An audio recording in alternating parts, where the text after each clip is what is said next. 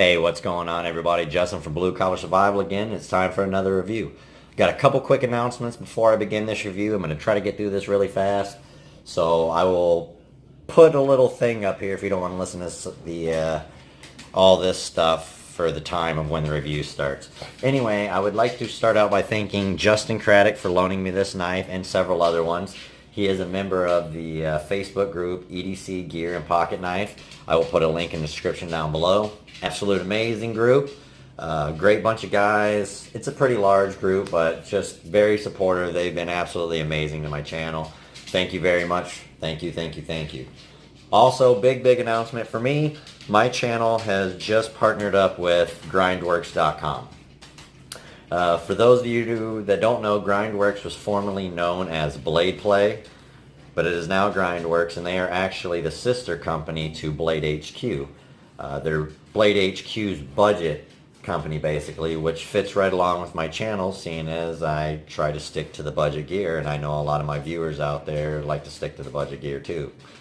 But very excited about that, and I could not have gotten this opportunity if it wasn't for you, my viewers and subscribers. All the improvements I have made to my channel throughout all the months, every bit of the feedback and stuff, it's all been because of you guys. You guys have said, hey, I don't like this, or go ahead and try this and this and this. So it's all because of you. And on that note, I also want to say, leave me a comment down below and let me know what you think about the new mini reviews I'm going to do. I'm going to start doing the 1-minute mini reviews along with every knife I review, and I'll do the mini review, and then probably the next day or a couple days after the mini review, I'll put out the full review. So let me know what you guys think of the mini reviews. I'm having fun doing them. I think they're kind of neat. They're catchy, and I don't know, there's people out there that are impatient that don't want to sit around and listen to me talk for 10 minutes. But, alright guys, let's get on with this review. Also, if you're new to my channel and you're looking for that best bang for your buck, hit that subscribe button down below. So, we'll get the box out of the way. Got the box here is the model number. Joe Pardue design. Out of here. Joe Pardue, as if y'all don't know, is the son of Mel Pardue, who has done a lot of stuff with Benchmade, and he does a lot of great work. So son came in, and I got to tell you what, his son has followed in the footsteps pretty good, because this knife right here is a gorgeous knife. Beautiful action, and the blade is just gorgeous on this thing. It's a flat grind. It has a beautiful swedge on the top. That's what I really like, is this swedge. It's a clip point. Real nice. It's thin behind on the spine. I mean, it starts out a little thick, but it really thins out towards the tip, which gives it a fairly pointy tip. And this is good for piercing with things like this. I can't even talk. Like this. And this also comes in a different handle style, and they have a Tonto blade as well. And also the satin finish like this and the black finish. And I'd like to mention, with the black finish, I was talking to somebody that has the black finish one of these, and the jimping, like the jimping on this is great. Ontario Knife Company does an amazing job, I think, on jimping. It definitely gives you something to get a good grip on, especially with that ramp up. But anyway, with the black coating on the jimping, the paint gets in there and it rounds it up some, so it makes it almost, so it's non-functional, is what my buddy had told me. So just something to keep in mind. This knife is only $28.95 on Blade HQ. For what you get, this is an amazing deal right here. And I'll go ahead and throw all the specs up on the screen for you guys.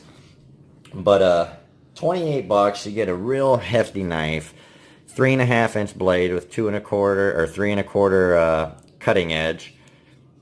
Well built. It's got the Zytel handle, which is just a poly nylon. It's Zytel is just it's a DuPont product. So let me get some size comparisons real quick with this. So we'll start out with the Ontario Rat 2. Might as well throw another Ontario in there. The steel wheel Modus. Oop, bumping stuff. Of course, my zero tolerance 0462. and my Ben Blue Bic lighter. I'm still waiting for Ben to come over and just say, hey, right on, thanks for the shout out. But there you go, guys. Decent size. This is right up kind of my alley of what I like to carry. Not all the time. I think the Modus is a little closer to what I like to carry. I don't have real large hands. So, I mean, I'd say medium hands. There's still a lot of, I mean, you got large hands. You still got a lot left on that. And this blade just, and it's just on bronze washers. There's nothing, there's no bearings or nothing in there, and the action of this is just phenomenal. Now they do sell an assisted version of this, but you're going to pay $10 to $20 more, and to be completely honest with you, I feel like it's a waste of money. I mean, look at that, with ease. No problem, the action is absolutely fabulous. Joe Pardue, very similar thing to his dad's, you know, just slightly different, just Joe. Utilitac II, and this is just an absolutely amazing knife. The only thing I have only several cons, which I did the pros and cons in the short. One of the cons, the recurve is not severe, so I think you could sharpen it on a flat stone. It may just take a little work, but it's not too severe, as you can see. Also, the weight, it's 5, it says 5.6 on the website, but I weighed it on my scale, and it's, I believe, 5.3, which, just to make sure everything was on the up and up, we'll go ahead and do it again. So, 5.33 ounces is what I got, or 151.2 grams. So not, I mean, it's not a horrible size. I know it may be a little heavy for some, you know, especially you compare 88 grams, and then just over 3 ounces, and that's got a lanyard on it too. So, but it carries really nice. I carried it around for a while yesterday. The clip, it could just be because Mr. Craddock had this for a while, but it doesn't have the greatest clip retention. And this clip is very, very similar, I noticed. I was kind of looking and thinking to the Ganzo's clip. It's the same, almost the same exact, so maybe we could just change the clip out and get something a little tighter on there, because these are, I mean, they're even pretty much the same. So it's probably just, you know, a Chinese company that got these clips, just going all the different ones. And I also, I'd like to throw a knife edge chart up there. Something I want to start putting up is the edge chart. These are kind of, they're not full on 100% for the edge retention. It comes up different in all the ones you look at. It's basically a baseline. It's not going to be spot on science, but it's just baseline to show you where the OS 8 kind of stands up with everything else. And it's pretty much the same as HCR 13. So, but man, I do really like this knife. It's got the step down thumb studs. I mean, if you just want to open it manually too, it opens beautifully. 4-position clip. Tip up, tip down, left or right, which is always nice. I wish every company would integrate that. Decent texturing. It's not the grippiest. It's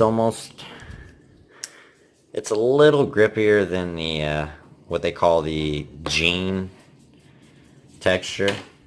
But a little grippy, I think if you're really working, it would have no problem, especially with this jimping. Just ergonomics of this handle are really nice. It feels really good in the hand.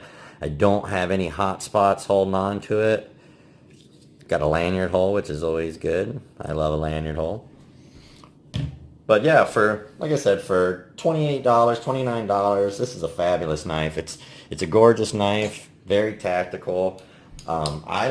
Personally for me, I like the clip point.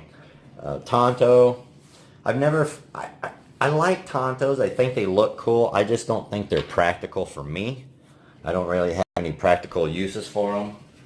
I know Tontos are good piercers and stuff like that, but For me, I just don't really have any uses for them.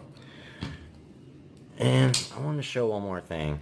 The lockup is kind of far. We're looking at about 55 to 60%.